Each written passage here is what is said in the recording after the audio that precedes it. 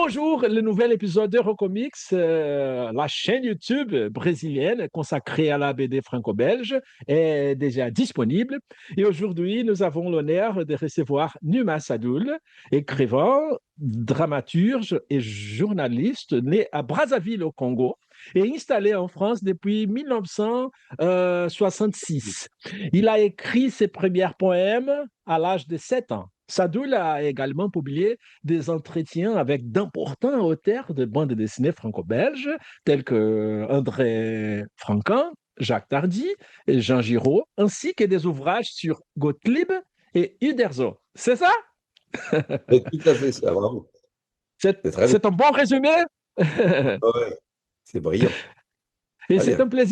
c'est un plaisir de vous accueillir sur la chaîne.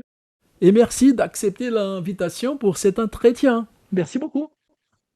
Mais je vous en prie, c'est un plaisir. Donc, votre relation avec Hergé, le créateur de Tintin, a été fondamentale pour l'histoire de la BD. En 1971, vous avez entamé une série d'entretiens qui ont abouti à la publication du livre Tintin et moi, révélant, on va dire, l'intimité créative et les controverses liées à l'auteur.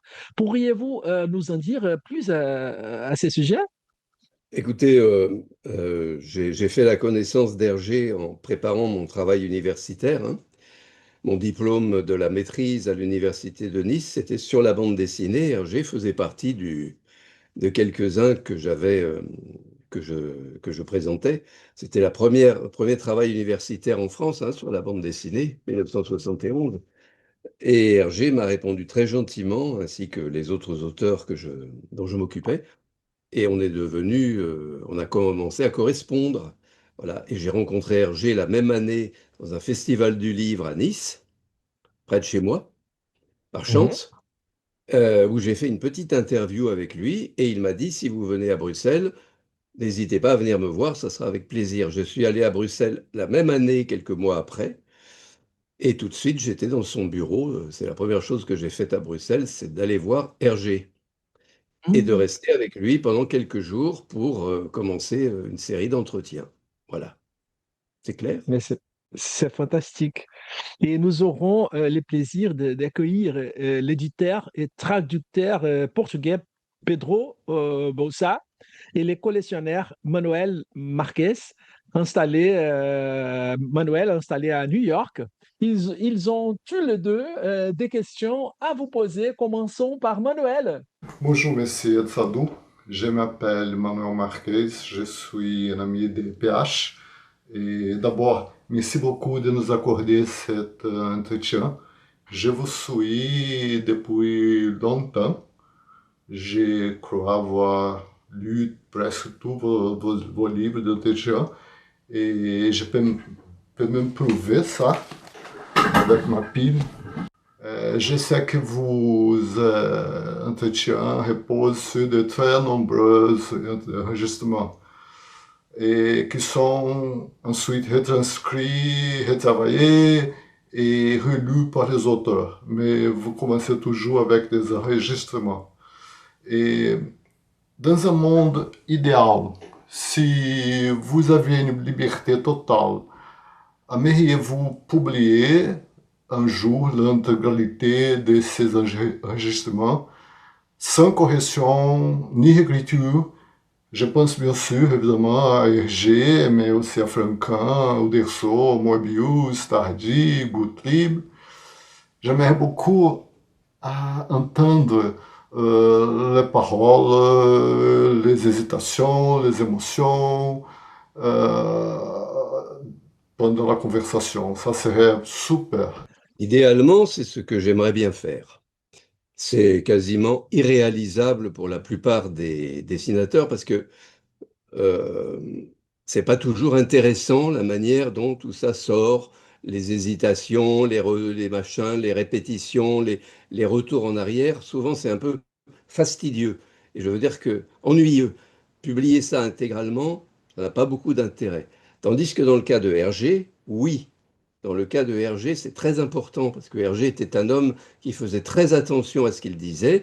Il ne parlait pas n'importe comment, il faisait pas beaucoup d'erreurs, il avait quelques hésitations, mais pas trop, et il a dit beaucoup de choses dans cet entretien qu'il a ensuite corrigé parce qu'il pensait qu'il avait un peu trop dit de choses et il voulait préserver un peu plus de mystère. Et donc, j'essaye de faire publier l'intégrale originale de notre entretien depuis toujours, mais la veuve d'Hergé s'y est toujours opposée, son héritière, et je pense que ça va être encore très difficile dans le futur, même si elle n'est plus là un jour, d'obtenir des gens qui gèrent l'œuvre d'Hergé, d'obtenir que ça se fasse vraiment, alors que ça serait très utile pour tous les amateurs de Tintin, pour tous les amis de Hergé, ça serait utile de connaître tout ça. Mais bon, ça ne dépend pas de moi là. Voilà. Pour la deuxième question, c'est à propos de Franquin. Euh, Malheureusement, j'ai raté le premier livre, la première édition des Entretiens, mais j'ai acheté la dernière édition l'année dernière. Et j'ai beaucoup aimé ça, j'ai tout lu, mais j'ai entendu parler qu'il y a de petites différences entre la première édition et cette nouvelle édition. Et je ne suis pas préoccupé avec les images, mais surtout avec les textes. Euh, Pourriez-vous me dire s'il y a une différence importante entre les deux éditions et si j'aurais besoin de me procurer la première édition pour lire aussi? Non, la première édition et l'édition de l'année dernière, c'est exactement la même. Voilà. C'est un facsimilé, c'est-à-dire que c'est la même édition. Après, il y a eu d'autres éditions, peut-être qu'il a celle-là, où il y a eu plus de choses, hein. J'ai fait des compléments, j'ai interviewé Hergé après, on a enrichi le livre. Mais cette édition qui est sortie l'année dernière et la toute première, c'est la même. Donc, c'est pas la peine qu'il aille rechercher la première édition, parce que c'est la même. Aussi, j'aimerais savoir si vous envisagez de faire d'autres livres d'entretien, si vous avez arrêté ça, si vous avez changé de métier, je ne sais pas, parce que vous travaillez au théâtre aussi, non? Oui, mon travail principal, c'est le théâtre, hein. La bande dessinée, ça fait très longtemps que je ne suis plus dedans. Donc, j'ai un dernier livre d'entretien qui va paraître au mois de novembre, à la fin de l'année, avec un grand auteur français qui s'appelle Riyad Satouf. Et ça, je pense que ce sera mon dernier parce que après, je n'en ferai certainement plus. C'était un gros travail, ça demande des années de travail. C'est un travail de niche, c'est-à-dire qu'il y a très peu de gens qui s'intéressent à ça. Il y a les amateurs de bande dessinée, puis en sortir de ça, il n'y a pas grand monde. Et donc, c'est un gros travail qui ne rime plus à grand-chose sur la distance. Au bout de quelques années, c'est terminé. Ça n'intéresse plus personne. Tout le monde a acheté le livre qui était intéressé, mais les autres ne l'achètent pas. Donc, je pense que c'est un gros travail qui est quand même un peu ingrat. C'est-à-dire que ça ne débouche sur pas grand-chose. En plus, j'ai eu souvent des ennuis avec les héritiers des auteurs que j'ai interviewés. Hergé, par exemple, Franquin, j'ai des problèmes aussi un peu avec la fille de Franquin. C'est très, très compliqué et c'est très fatigant d'avoir à gérer des livres qu'on a fait avec beaucoup de plaisir, avec des gens qui étaient heureux de le faire, et d'avoir ensuite des ennuis avec leurs héritiers. Donc, Riyad Satouf, ça va être mon dernier. Et pour finir, une question un peu personnelle. J'aimerais beaucoup voir paraître une nouvelle édition de livre d'entretien avec Tardy. Je crois que celui c'est le seul qui est en vivant maintenant, non, de tous vos entretiens. Et j'aimerais avoir une édition où vous faites un autre entretien avec lui, si vous aurez une occasion, non? Si ça, c'est dans vos projets. Eh bien, non. Il y a une nouvelle édition des Entretiens avec Tardy qui paraît cette année au mois d'août. Pour fêter les 80 ans de Tardy, on ressort mon livre d'entretien, mais il n'y a rien de nouveau dedans. Parce que Tardy a refusé de faire une mise à jour. Donc, il n'a pas voulu qu'on aille plus loin et c'est le même qui va sortir avec des illustrations différentes. Voilà.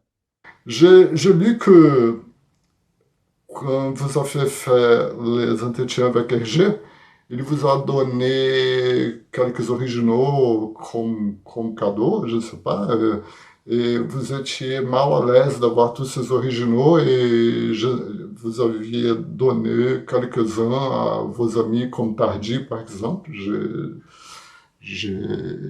suppose. C'est vrai, c'est tout à fait vrai.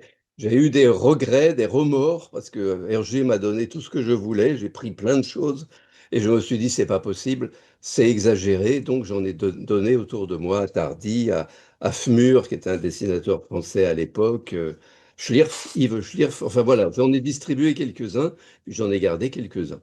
D'accord. Et maintenant, voici une question de Pedro Bolsar, de la maison d'édition Aceita, au Portugal. Salut PH, salut Numa. Donc, la première question est euh, quel serait un auteur qui vous voudrait interviewer mais jamais eu l'opportunité? Oui, il y avait Riyad Satouf qui faisait partie de mes objectifs. Il y avait aussi Milo Manara. J'ai toujours eu envie de faire un livre avec lui, mais c'est un peu compliqué. Voilà. Puis il y avait Bouc, François Bouc, grand auteur français, qui faisait partie aussi de ma shortlist pour faire des livres d'entretien. Mais comme je pense que je ne vais plus en faire, la question ne se posera plus. Voilà. La seconde question est vous avez fait une petite carrière comme auteur de bande dessinée avec des histoires comme une adaptation de L'Anneau du Nibelung pour la BD. Pourquoi vous n'avez pas fait carrière à ça? Oui, c'est une bonne question et c'est peut-être le seul endroit où je n'ai pas eu envie de faire une carrière. Je fais du théâtre, j'écris des livres, j'écris des romans, j'écris de la poésie, j'ai fait de l'opéra beaucoup, hein, de la mise en scène d'opéra. Alors que la bande dessinée, qui est une des choses qui m'intéresse le plus au monde, je n'ai jamais eu l'envie vraiment de faire carrière comme scénariste dedans.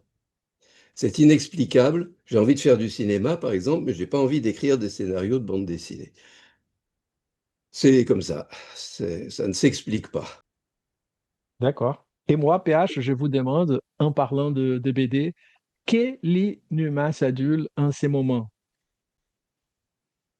En ce moment, je lis. Alors, j'ai toutes les nouveautés du mois qui sont arrivées ici, et je lis avec beaucoup de plaisir des nouveaux auteurs qui commencent. Je lis avec beaucoup de plaisir, par exemple, une bande dessinée qui s'appelle Cochon. C'est l'histoire de l'évêque qui a fait brûler Jeanne d'Arc il y a très longtemps. Voilà, il y a des nouveautés comme ça qui m'intéressent beaucoup et j'en ai reçu hier un gros paquet dans lequel je vais me plonger. Et sinon, je suis en train de lire l'intégralité de la série Camelot de la télévision parce que j'ai beaucoup adapté ça au théâtre pour mes mises en scène. D'accord, c'était superbe, c'était fantastique. Merci beaucoup, Numa, d'avoir participé à cette interview pour le Brésil sur Eurocomics. Ce fut un honneur pour nous et à bientôt pour Ah d'autres ben, interviews. c'était un plaisir, merci beaucoup, très sympa.